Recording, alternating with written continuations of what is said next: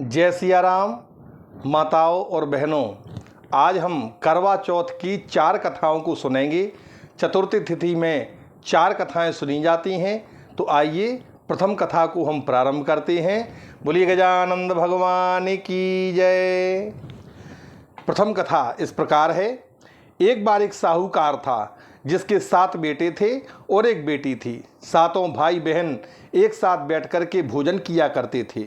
एक दिन कार्तिक मास के कृष्ण पक्ष की चौथ का व्रत आया तो भाई बोला कि आओ बहन भोजन कर लें। तो बहन बोली कि आज तो करवा चौथ का व्रत है, चांद उगने पर ही मैं भोजन करूंगी। तब भाइयों ने सोचा कि चांद तो बहुत देर में निकलेगा, हम और मेरी बहन कब तक भूखी रहेंगे। तब एक भाई ने दिया जलाया और दूसरे भाई ने उसमें छलनी लगाई और उसे छलनी से ढका। नकली चांद दिखा करके बहन से कहने लगे कि चलो चांद उग आया है, अर्घ दे लें। बहन अपने भाभियों से कहने लगी कि चलो भाभी अर्घ देने के लिए चलते हैं। तो भाभियों ने कहा तुम्हारा चांद निकला होगा, हमारा चांद तो रात्रि में निकलेगा। बहन ने अकेले ही अर्घ दिया और जब खाना खाने लगी तो पहले ग्रास में बाल आ गया, दूसरा ग्रास उठाया तो उसमें कंकड़ आ गया और जब तीसरा ग्रास खाने ही वाली थी तो उसके ससुराल से संदेशा आ गया कि तुम्हारे पति की तबीयत बहुत खराब है, जल्दी भेजो। माँ ने लड़की को विदा किया तो कहा कि रास्ते में जो भी मिले उसके पांव लगना और जो कोई सुहाग का आशीष दे तो उसके पल्ले में गांठ लगा करके कुछ रुपया दे देना। बहन जब भाइयों से विदा हुई तो रास्ते में जो भी मिला सबने यही आशीष दिया कि तुम 7 भाइयों की बहन हो, तुम्हारे सभी भाई सुखी रहें। परंतु किसी ने सुहाग का आशीर्वाद नहीं दिया। जब वह ससुराल पहुंची तो दरवाजे पर उसकी ननद खड़ी हुई थी। जैसे ही उसने अपने ननद के पैर पड़े तो ननद ने आशीर्वाद दिया कि सदा सुहागन रहो, सपूती हो। उसने यह सुन करके ननद के पल्ले में गांठ लगा दी और सोने का सिक्का दिया। भीतर गई तो सास ने कहा कि तेरा पति धरती पर पड़ा है। तो वह उसके साथ जाकर के उसकी सेवा करने के लिए बैठ गई। बाद में सास ने दासी के हाथ से बची कुची रोटी भेजी। इस प्रकार समय बीतते बीतते मृगशिर मार्गशीर्ष की चौथ आई तो चौथ माता बोली करवा ले भाइयों की प्यारी बहन करवा ले ले। लेकिन जब उसे चौथ माता नहीं दिखाई दी तो वह बोली कि माता आपने मुझे उजाड़ दिया है, अब मेरा उद्धार कौन करेगा, आपको मेरा सुहाग मुझे देना ही पड़ेगा। तब उन चौथ माता ने बताया कि आगे जो पौष की चौथ आएगी वो मुझसे बड़ी है, तुम उससे ही यह सब कहना, वही तुम्हारा सुहाग वापस करेगी। पौष की चौथ आकर के चली जाती है, माघ की चली गई, फाल्गुन की चली गई, चैत्र बैसाख जेठ आषाढ़ और श्रावण भादों की चौथ भी आई और यहीं कह करके चली गई कि आगे वाली से कहना। असौज की चौथ जब आई तो उसने बताया कि तुम पर कार्तिक की चौथ नाराज है, उसी ने तुम्हारा सुहाग लिया है, वही तुम्हें वापस कर सकती है। जब वह आएगी तो उसके पैर पकड़ के गिड़गिड़ाना और विनती करना, ऐसा कह कर के वह चली गई। जब कार्तिक की चौथ आई वह बड़े गुस्से में थी। उसने कहा भाइयों की प्यारी बहन करवा ले लो, दिन में चांद उगानी करवा ले लो, व्रत खंडन करने वाली करवा ले लो, भूखी करवा ले लो। यह सुनकर के वह चौथ माता के चरणों में गिर पड़ी और पैर पकड़ करके गिड़गिड़ाने लगी, हे चौथ माता मेरा सुहाग तुम्हारे हाथों में है, अब आप ही मुझे सुहागिन करो। तो माता बोली अरे पापनी मेरे पांव पकड़ करके क्यों बैठ गई है। तब वह बोली कि जो मुझसे भूल हुई हो उसे क्षमा करो, अब मैं आगे से कभी भूल नहीं करूंगी। तो चौथ माता प्रसन्न होकर के अपनी आंखों से काजल निकालती हैं, नाखूनों से मेहंदी निकालती हैं और टीके से रोली निकाल करके जैसे उसके पति के ऊपर छिड़कती है। उसका पति उठ करके बैठ गया और कहता है आज मैं बहुत देर तक सोया। वह बोली क्या सोए, मैं तो 12 महीने से यहाँ पर बैठी हूँ। तब जाकर के चौथ माता ने मेरा सुहाग मुझे लौटाया है। तब उसने कहा कि जल्दी से माता का पूजन करो।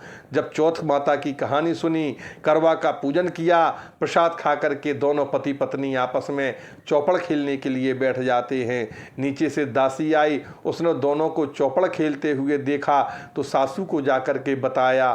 तब से सारे नगर में यह मुनादी करवा दी गई कि जो भी चौथ माता का पूजन करेंगे उनका सुहाग हमेशा अटल रहेगा। जिस तरह हे चौथ माता आपने साहूकार की बेटी का सुहाग लौटाया और उसको सुहाग दिया, उसी तरह से चौथ माता आप सबको सुहागन करना। ऐसी करवा चौथ की महिमा है और उनके उपवास की सनातन महिमा है। सभी करवा चौथ का व्रत करें और माता से ऐसी ही प्रार्थना करें। बोलो चौथ मैया की जय। दूसरी कहानी इस प्रकार से है। अति प्राचीन काल की बात है। एक बार पांडव अर्जुन इत्यादि तप करते हुए नीलगिरी पर्वत की ओर जाते हैं। उधर पांडवों पर पहले से ही बहुत सारी मुसीबतें थीं। एक दिन द्रौपदी शोक से विह्वल हो गई और भगवान कृष्ण की आराधना की। भगवान उपस्थित हुए, कहा कि हे प्रिय, तुमको मैं क्या दूं? तो द्रौपदी ने हाथ जोड़ करके कहा, प्रभु मुझे क्या कष्ट है, ये तो आप स्वयं जानते हैं, आप तो अंतर्यामी हैं। मुझे कष्टों के बोझ ने विह्वल कर दिया है। क्या कोई ऐसा उपाय है जिससे इन कष्टों से मुक्ति मिल सके? भगवान कृष्ण ने कहा, अरे द्रौपदी, तुम्हारा प्रश्न तो बड़ा उत्तम है। तो द्रौपदी ने कहा, प्रभु फिर मुझे दुखिया नारी का कष्ट दूर करने का कोई उपाय बताइए। भगवान कृष्ण कहते हैं, यही प्रश्न एक बार पार्वती जी ने भगवान शंकर से कहा था। तो भगवान शंकर ने पार्वती जी को करवा चौथ का व्रत बतलाया था। तब द्रौपदी ने पूछा, प्रभु यह करवा चौथ व्रत की जानकारी मुझे भी दीजिए और कथा कहिए। तब भगवान श्री कृष्ण ने एक पल सोचने के बाद कहा, दुख और सुख सांसारिक माना जाता है, प्राणी उसमें हमेशा लिप्त रहता है। मैं तुम्हें इससे परे एक कथा सुनाता हूँ, ध्यान से सुनो। प्राचीन काल में गुणी विद्वान धर्मपरायण एक ब्राह्मण था। उसके 4 पुत्र तथा गुणवती नाम की एक सुशील पुत्री थी। पुत्री ने विवाहित होकर के चतुर्थी का व्रत किया, परंतु चंद्रोदय से पूर्व ही उसको क्षुधा ने बाध्य कर दिया। इससे उसके स्नेही भाइयों ने छल से पीपल की आड़ में कृत्रिम चंद्रमा बना करके उसे दर्शन करा दिया। लड़की ने अर्घ्य दे करके भोजन कर लिया। भोजन करते ही उसके पति की हृदय गति रुक जाती है। इससे दुखी होकर के उसने अन्न जल का त्याग कर दिया। उसी रात्रि में इंद्राणी धरती पर घूमने के लिए आती हैं। तो उनको देख करके उसने हाथ जोड़ करके प्रार्थना की और अपने दुख का कारण पूछा। तो इंद्राणी ने बताया कि करवा चौथ के व्रत में तुमने चौथ दर्शन के पूर्व ही भोजन कर लिया, इससे तुम्हें यह कष्ट मिला है। उस लड़की ने अंजलि बांध करके कहा कि इससे मुक्त होने का क्या कोई उपाय है? तब इंद्राणी ने कहा, यदि तुम विधि पूर्वक अगली करवा चौथ का व्रत करोगी तो तुम्हारे दुख की निवृत्ति हो जाएगी।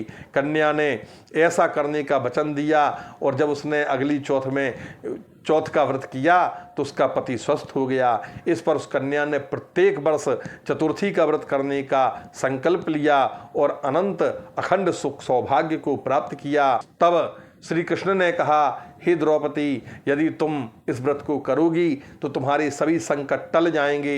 इस प्रकार द्रौपदी ने यह व्रत किया और पांडव भी युद्ध क्षेत्र में विजयी होते हैं। सब सौभाग्य, पुत्र पौत्र और धन धान्य आदि को प्राप्त करते हैं।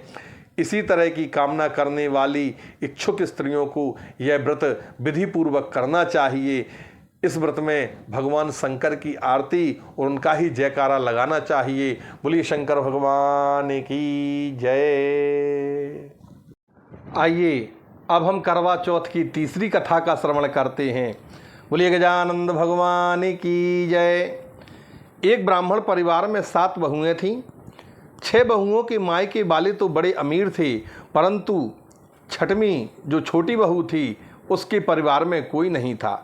इसी कारण ससुराल में 6 बहुओं का बड़ा मान सम्मान था, परंतु छोटी बहू को घर का सारा कामकाज करना पड़ता था और सबकी सेवा करनी पड़ती थी, पर कोई भी उससे प्रेम से नहीं बोलता, सभी उससे दुत्कारते रहते थे। तीज त्योहारों पर जब उसके मायके से कोई नहीं आता तो वह बड़ी दुखी हो जाया करती थी।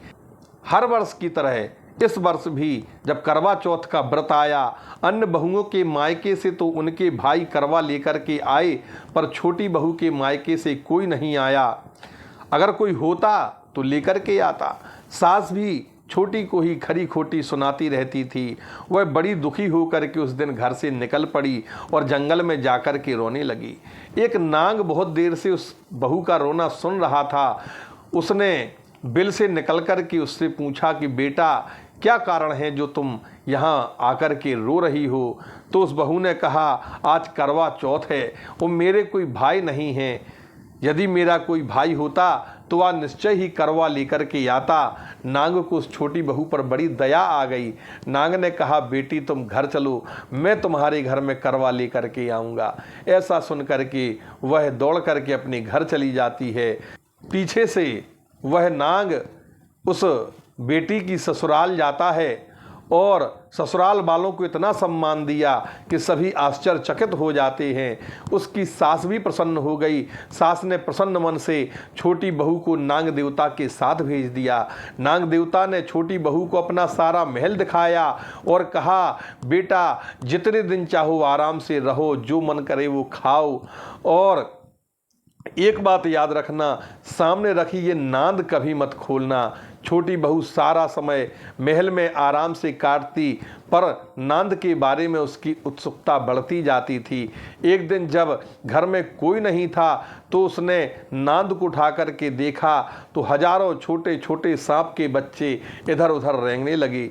उसने जल्दी से ही नांद को ढक दिया। जल्दी में एक सांप की पूंछ नांद के नीचे अटक गई और आकर के कट गई। शाम को नाग के आने पर छोटी बहू ने अपनी गलती स्वीकार की। नाग ने उसे क्षमा कर दिया। जब छोटी ने ससुराल जाने की इच्छा की तो धन रत्न आदि देकर के नाग ने उसे विदा किया। छोटी बहू के ससुराल में अब उसकी बड़ी इज्जत होने लगी। अब जिस नाग की पूंछ कट गई थी सभी उसको बंडा कह करके तंग करने लगे। एक दिन उसने अपनी माँ से पूछा, मेरी पूंछ कैसे कट गई? तो माँ ने कहा कि छोटी बहू के नांद उठाने में और जल्दी से रखने में तुम्हारी पूंछ कट गई। तो वह बोला कि मैं छोटी से बदला लूँगा। माँ के बहुत समझाने पर भी एक दिन वह चुपचाप उस छोटी बहू के घर पहुँचा। मौका पाकर के उसे काटने की सोचने लगा। वहाँ छोटी बहू और उसकी सास किसी बात पर बहस कर रही थीं। तो छोटी कसम खा खा करके कह रही थी कि मैंने ऐसा नहीं किया, और कहने लगी कि मुझे बंडा भैया से प्यारा कोई नहीं है। मैं अपने बंडा भैया की कसम खा कर कहती हूँ कि मैंने ऐसा नहीं किया। बंडा भाई ने जब सुना तो सोचने लगा कि जो मुझे इतना प्यार करती है मैं उसे काटने आया हूँ।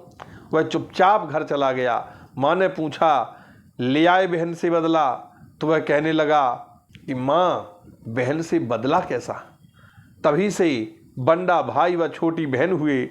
भाई प्रतिवर्ष करवा लेकर के बहन के घर जाता और बड़े प्यार से बहन भी करवा चौथ का व्रत करने लगी। ऐसी ये करवा चौथ की तीसरी कहानी है। बोलिए शंकर भगवान की जय। अब हम एक चौथी कथा भी आपको सुनाते हैं। बोलिए गजानंद भगवान की जय। प्राचीन काल में करवा नाम की एक पतिव्रता स्त्री थी। पति के साथ नदी के किनारे गांव में रहती थी। कार्तिक मास के कृष्ण पक्ष की चतुर्थी के दिन उसका पति नदी में स्नान करने के लिए जाता है। स्नान करते समय एक मगरमच्छ ने उसका पैर पकड़ लिया। वह करवा करवा नाम लेकर के जोर जोर से अपनी पत्नी को पुकारने लगा। उसकी आवाज़ सुन करके उसकी पत्नी दौड़ करके वहाँ पर आई। उसने मगर को कच्चे धागे से बांध दिया। मगर को बांधकर वह यमराज के यहाँ पहुँची और यमराज से बोली, भगवान, मगरमच्छ ने मेरे पति का पैर पकड़ लिया, अतः पैर पकड़ने के अपराध में आप अपने बल से उस मगरमच्छ को नरक में ले जाओ। यमराज ने कहा, अभी मगरमच्छ की आयु शेष है, अतः मैं उसे नहीं मार सकता। इस पर करवा ने कहा, यदि आप ऐसा नहीं करोगे तो मैं आपको भी श्राप दे करके नष्ट कर दूंगी। इतना सुनकर के यमराज डर गए और उस पतिव्रता स्त्री करवा के साथ जाकर मगरमच्छ को उन्होंने यमपुरी भेज दिया और करवा के पति को दीर्घायु प्रदान की। उस दिन से यह करवा चौथ मनाई जाती है और सुहागिन स्त्रियों के द्वारा यह व्रत रखा जाता है। हे करवा माता, जैसे तुमने अपने पति की रक्षा की, वैसे ही सबके पतियों की रक्षा करना, ऐसी कामना इस व्रत में की जाती है। बोलिए करवा चौथ मैया की जय, बोलिए शंकर भगवान की जय। जय सिया राम।